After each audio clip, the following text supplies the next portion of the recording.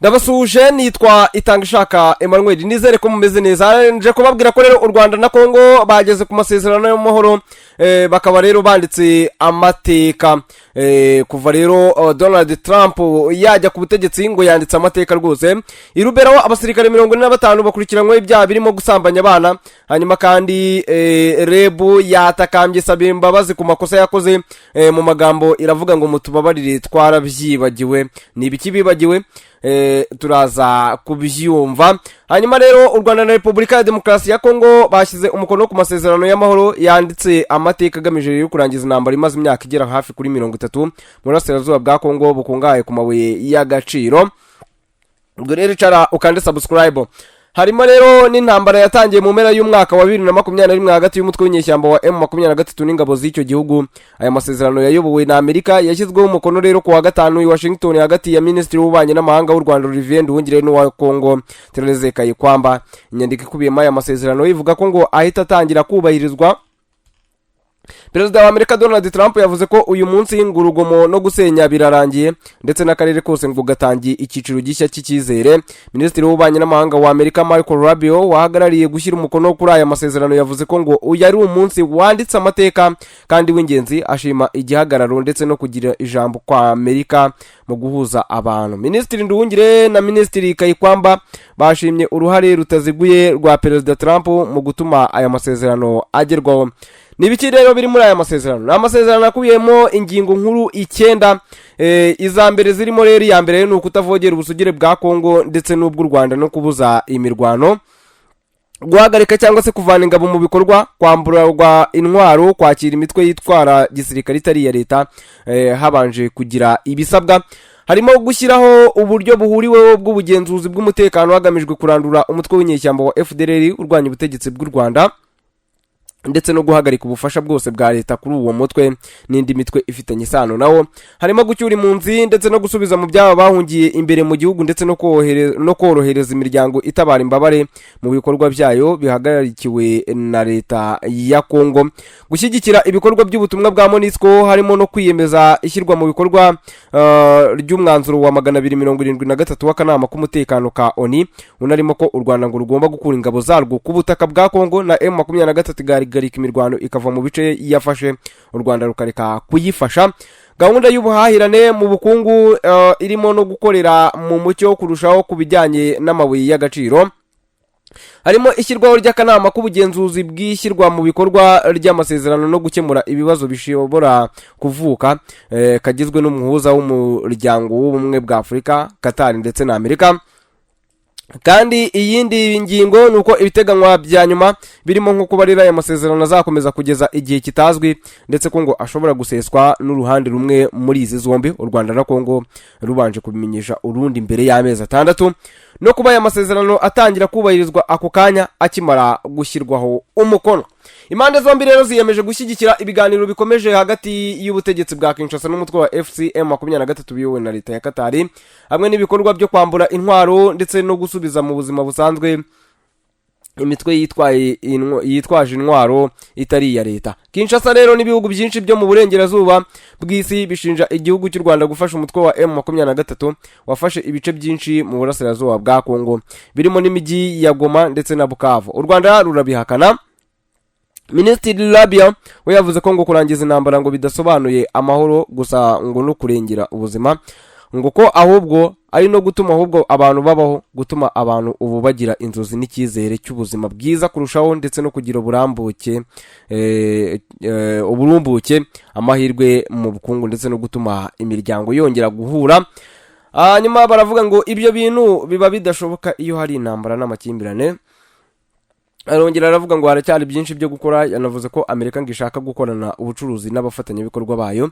Minisitiri Nduhungire nawe rero yavuze ko ngo ari amasezerano yanditse amateka, avuga ko ngo hakiri ugushidikanya kwinshi mu karere kacu ndetse ngo n'ahandi kuko ngo hari amasezerano menshi yabanje ntashyirwe mu bikorwa ndetse ko inzira iri imbere ngo itazoroha. Aravuga ati ariko hamwe n'ubufasha bukomeye bwa Leta Zunze Ubumwe za Amerika n'abandi bafatanyabikorwa twemeza ko impinduka ikomeye yagezweho. u Rwanda rwiteguye gukorana na Congo mu kugera ku byo rwiyemeje bahuriyeho, niko rero minisitiri yavuze. Minisitiri Kayikwamba we yavuze ko aya masezerano ngo afunguye icyiciro gishya kidasaba gusa ibyo twiyemeje, ahubwo ngo gisaba n'ubutwari bwo kubisohoza. Aravuga ngo abababaye cyane kubera intambara kurusha abandi barimo kutureba, biteze ko aya masezerano yubahirizwa kandi ntidushobora kubatengwa. Yasubiyemo ubutumwa bw'abagore bo mu burasirazuba bw'igihugu baherutse kumugezaho, bakamusaba ko aya atagomba kuba amahoro y'abakomeye, ahubwo ngo agomba kuba amahoro nyayo kandi agera kuri bose. Hanyuma rero reka tuve kuri iyi ngingo duhite twihuta cyane tukiri i Congo. Urukiko rwa gisirikare rwa Butembo mu ntara ya Kivu y'Amajyaruguru ruri kuburanisha abantu 92 barimo abasirikare 45 ba Repubulika ya Demokarasi ya Congo bashinjwa ibyaha birimo gufata abana ku ngufu, nkuko byasobanuwe n'ubushinjacyaha bwa gisirikare. Bashinjwa ibindi byaha rero bikomeye birimo gushimuta abana ndetse no kwambura abantu hakoreshejwe imbaraga. Ibi byaha rero byakozwe muri teritwari ya Lubero hagati ya 2021 na 2024, bikorerwa abantu 93 barimo abana 85 bafite imyaka iri hagati y'ibiri ndetse na 17. Bamwe mu bakorewe ibyaha barimo kwitabira izi manza kugira ngo rero bazasabe indishyi. Izi manza rero ziri kuburanishirizwa ahantu hatandukanye hakorewe ibyaha, zishyigikiwe rero n'ubutumwa bw'amahoro bw'umuryango w'abibumbye muri Congo MONUSCO, kuko rero nibwo bwahaye urukiko ibikoresho nkenerwa birimo imodoka zitwara abakurikiranywe. Izi manza kandi zatangiye tariki ya 26 Kamena 2025. Biteganyijwe ko rero zizamara iminsi 10 kandi abazahamwa n'ibi byaha bazakatirwa ibihano bigera ku gifungo cya burundu. Hanyuma rero mu yandi makuru reka nkubwire ko abadepite bagize komisiyo ishinzwe gukurikirana imikoreshereze y'imari n'umutungo by'igihugu PAC bagaragaje ko bitumvikana uko akanama gashinzwe gutanga amasoko mu kigo cy'igihugu gishinzwe uburezi bw'ibanze REB kibagiwe gutanga amahirwe ku bikorerwa mu Rwanda mu masoko amwe namwe, ahandi bakongera igihe cy'isoko bitanyuze mu ikoranabuhanga. REB yisobanuye mbere ya PAC kuri uyu wa 27 Kamena 2025 ku bibazo byagaragaye muri raporo y'umugenzuzi mukuru w'imari ya leta y'umwaka warangiye wa Kamena 2024. Mu bibazo byagaragajwe harimo icyo gutanga inyongera y'amasezerano 8 kuri ba rwiyemezamirimo hatabayeho kunyura muri systeme itangirwamo amasoko ya leta ifite agaciro ka miliyari 2.2 by'amafaranga y'u Rwanda. Hari kandi n'isoko ryo gutanga ingwate nako gutanga ingwa mu byiciro 4 ryakorewe inyongera inshuro 4, nabwo rero bitanyuze muri systeme y'ikoranabuhanga, bikorwa gusa bigeze ku cyiciro cy'amasezerano y'inyongera ya nyuma ya 5. Ku isoko ryatanzwe rigamije gutanga ibitabo mu mashuri abanza n'ayisumbuye habayeho kudatanga amahirwe ku bikoresho bikorerwa imbere mu gihugu nyamara amategeko ari byo ateganya. Depite Umutesi Liliane ati ibi kuba rero bitarakurikijwe bitera igihombo ku mutungo wa leta ndetse n'abakora n'abatunganya ibikorerwa mu gihugu. Umuyobozi mukuru wa REB Dr. Barushimana Nelson we yavuze ko rero ngo habayeho ikibazo mu ikurikirana ry'amasoko. Aravuga ngo habayeho ikibazo cy'uko rero ari ba rwiyemezamirimo basaba kongererwa igihe nyamara igihe cyo gutanga ibikorwa kigiye kugera bakabikora ndetse bakabikora no ku munota wa nyuma, cyane ko ngo biba bikorerwa muri systeme. Igihe rero bitugezeho bitinze ugasanga n'akanama gahari kabikuze nta buryo buhari bwo kubikorera muri systeme. Depite Mutesi Liliane yanagaragaje ko ngo rwiyemezamirimo adakwiye gushyiraho imikorere muri REB kuko amasezerano 8 atahuza ibibazo. Hanyuma aravuga ngo nibaza ko twahabwe impamvu muzi yatumye ahubwo amasezerano yongererwa hanze kuko amasezerano 8 ntabwo yose nibaza ko yagize ikibazo gisa. Umuyobozi ushinzwe ibikorwa rusange muri REB Nkurikiyinka Janvier yavuze ko ngo ibikorwa byo kongerera amasezerano hanze ya systeme ngo yikoranabuhanga ngo tutabyitwayemo neza, niko yavuze. Ngo kuko rero ngo iyo abantu basabye kongererwa bitinze ngo bijya kugera mu kanama gashinzwe amasoko amasezerano yararangiye. Hanyuma rero hari igihe bigaragara ko rero ibintu bikenewe kandi rwiyemezamirimo yarabisabye ku gihe, ariko bikagaragaramo nk'imbogamizi cyangwa se ikibazo kikagaragara muri REB bidahita bikorwa. Perezida wa PAC Depite Muhakwa Valence yavuze ko ngo ikibazo ntabwo ngo gikwiriye kuba kuri REB, ngo gikwiriye ahubwo kuba gituruka ahandi, ariko ngo kuba gituruka kuri mwe ngo noneho mukumva ko nta n'ikibazo ngo mufite n'icyo kidutera impungenge. Kuba mwumva ko nta kibazo gihari nicyo giteye n'impungenge cyane. Abashinzwe gutanga amasoko ya leta rero bagaragaza ko ngo muri umucyo e-procurement ngo yemera ko umuntu yakongera igihe cy'amasezerano niyo yaba yararangiye. Inzobere mu gutanga amasoko ikorera muri REB yavuze ko ngo bagize intege nke mu mikorere, ariko abajijwe impamvu bemeye ko rwiyemezamirimo ari we ubacungira amasoko aravuga ngo ibyo turabisabira imbabazi kandi twafashe ingamba zo kugira ngo bikosorwe. Ati mutubabarire twarabyibagiwe. Ku byerekeye amasezerano rero ataratanze amahirwe ku bikorerwa mu Rwanda, REB yasobanuye ko ngo mu bitabo by'ipiganwa ngo byari birimo, ariko ngo bigeze gusuzuma amasoko barabyibagirwa.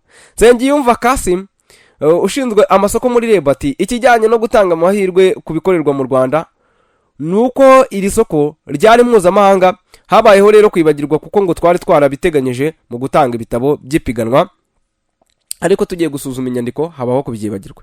Depite Muhakwa yagaragaje ko niba ngo byarabereye mu gusuzuma inyandiko ngo iryo ntabwo ari ikosa, ngo ahubwo mwabakuyemo mubishaka. Iyo wenda muvuga ngo twibagiwe kubashyira mu gitabo gihamagarira abantu ipiganwa, hanyuma tugiye gukora isuzuma dusanga twarabyibagiwe, ubwo mwese mwarabyibagiwe ra? Niko yakomeje yibaza. Akanama k'amasoko ka REB kagizwe n'abantu 7 bose rero bahamirije PAC ko ngo rwose ngo bibagiwe kwita ku ngingo yo guha amahirwe ibikorerwa mu Rwanda. Nsengiyumva ati mu by'ukuri ni ikosa twararikoze kandi tunarisabira imbabazi. Abadepite bageze PAC basabye ko amakosa nk'aya adakwiriye kubaho, kuko rero ngo abikorera bo mu Rwanda ngo n'igihugu muri rusange batashobora gutera imbere. Ngaye nguko rero. Hanyuma rero turi kugenda tugana ku musozo. Reka nkubwire ko Perezida wa Leta Zunze Ubumwe za Amerika Donald Trump yarakajwe cyane n'inkuru zatangajwe n'ikinyamakuru CNN na The New York Times byo muri icyo gihugu zivuga ko igitero Amerika yagabye muri Iran ngo kitangije ibintu byinshi, ndetse asaba ko ayo makuru avuguruzwa. Mu rukerera rwo kwa 22 Kamena 2025 ingabo za Amerika zagabye igitero gikomeye kuri Iran cyahawe izina rya Operation Midnight Hammer, cyari kigamije rero gusenya ibigo bya Fordo, Natanzi ndetse na Esfahamu bifite ibice byo munsi y'ubutaka bitunganyirizwamo uranium. Ni igitero cyagabwe rero mu rwego rwo gufatanya na Israel kurwanya Iran mu ntambara icyo gihugu cyagabweho, gishinjwa kugira rero umugambi wo gutunganya intwaro kirimbuzi. Nyuma y'icyo gitero, Perezida wa Leta Zunze Ubumwe za Amerika Donald Trump yavuze ko ngo ahantu hacukurirwaga uranium muri Iran hose ngo hasenywe burundu. Gusa amakuru y'ibanga yaje kujya hanze avuga ko ngo icyo gitero kitangije ibintu byinshi nk'uko Trump abivuga. Bamwe mu bayobozi muri Amerika batatangajwe amazina bemereye CNN ko ngo rwose ibiri muri ayo makuru y'ibanga ngari byo, ariko bavuga ko ngo bitakwizerwa 100% kuko ngo ashobora kuba yarashyizwe hanze hagamijwe gusa kugaragaza Trump nk'umuntu w'umunyabinyoma. Hari abandi bayobozi rero muri Amerika bavuze ko ngo bagomba gukora iperereza ku muntu wagize uruhare mu gushyira hanze ayo makuru, ndetse Trump avuga ko ngo uwo ari we wese azabihanirwa n'amategeko. CNN na The New York Times nibyo byatangaje ayo makuru mbere, kuko muri kwa 22 Kamena 2025 nibwo bayitangaje. Nyuma rero Donald Trump yamaganye ibyo bitangazamakuru, ndetse bamwe mu banyamakuru ba CNN abasabira kwirukana. Nanone kandi Perezida Trump abinyujije ku ntumwa ye yihariye Alejandro Brito yandikiye CNN na The New York Times amabaruwa asaba ko amakuru yatangajwe ku gitero cya Amerika muri Iran yavuguruzwa ngo kuko ngo ari ibihuha. Kwa 26 Kamena CNN yamaganye kure ibyo iyo baruwa isaba, ndetse The New York Times yo isubiramo iyo baruwa ikoresheje inyandiko. Igice cyayo kimwe kigira kiti nta kubeshyuza amakuru bikenewe kandi nta no gusaba imbabazi byenda kubaho. Twavuze ukuri kw'ibyo dushoboye gukora kandi tuzakomeza kubikora.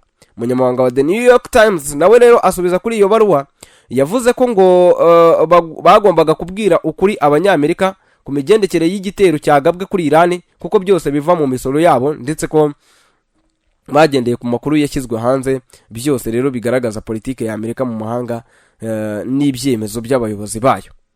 Yongeyeho ko ngo abaturage bafite uburenganzira bwo kumenya ukuri kubiri kuba, kandi ko perezida atari kubuza itangazamakuru kuvuga ukuri ngo kuko rero kutamushimishije mu gihe amakuru yashingiweho yaturutse mu nzego zikomeye muri Amerika. Ngayo nguko rero nuko byagenze. Nitwa Itangishaka Emmanuel rero reka tuyasoze gutya turaza kongera guhura mu yandi makuru. Wowe icyo ngusaba no gukanda subscribe kugira ngo utazajya ucikwa nandi makuru aryoshye cyane. Yicano yitwa irya Kabagari kanda subscribe kugira ngo rero twongere tubonane mu yandi makuru yacu ataha. Reka mwifurize ibihe byiza.